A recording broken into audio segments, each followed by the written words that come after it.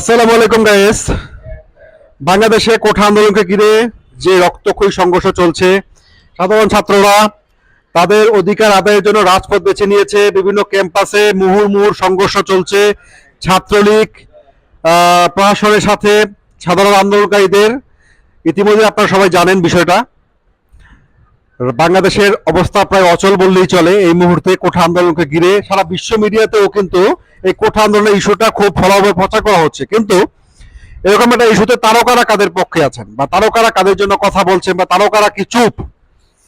এখন বাংলাদেশের যে সমস্ত তারকারা রয়েছেন, সেলিব্রিটিরা রয়েছেন, শাকিব খান থেকে শুরু করে বুবলি, অভিশ্বাস, সবাই কিন্তু এই আন্দোলনের কোঠা আন্দোলনের পক্ষে বিপক্ষে তাদের মতামত দিয়েছেন।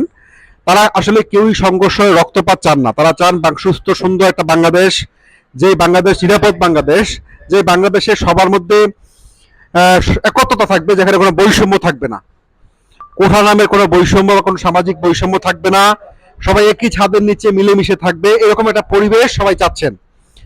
অনেকেই এই তারকাদের এই পোস্টের সাথে একাত্মতা প্রকাশ করেছেন, আবার অনেকেই তারকাদের নিশ্চয়তা থেকে বলছেন যে তারা হয়তো সরকারের দালাল, তারা এরকম ক্লান্তিলগ্ন মুহূর্তে কেন কথা বলছে না।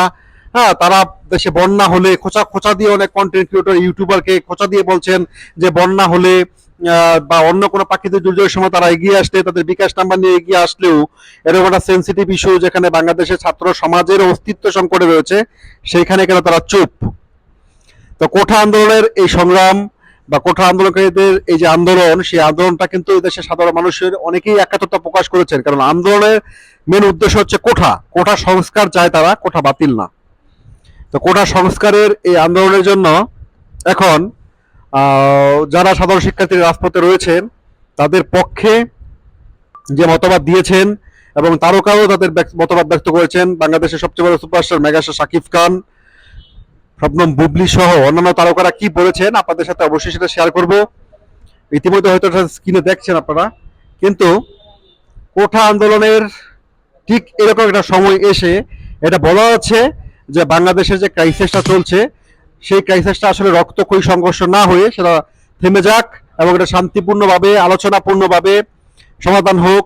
এবং সাধারণ মানুষের যে দাবি, সাধারণ শিক্ষার্থীদের যে দাবি, সেটাকে প্রতি সরকারের একটু বিনিয়োগ আচরণ করতে হবে। এবং কোঠা সংস্কারটা জরুরি, কারণ হচ্ছে মেধাবীরা কোঠাদারীদের সাথে এখন প্রতিযোগিতায় পিছিয়ে পড়ছে।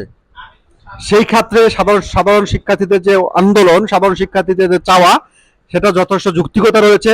এবং সরকার উপমহলের প্রতি তারকারাও দৃষ্টি আকর্ষণ করেছেন, এবং অনেক তারকারা আহত শিক্ষার্থীদের পাশে চিকিৎসা সামগ্রী নিয়ে পাশে দাঁড়িয়েছেন। এবং তার এইরকম একটা রক্তক্ষয়ী বাংলাদেশ এবং রক্তে ভেজা একটা বাংলাদেশ কারো কাম্য নয়। ভালো থাকবেন সবাই।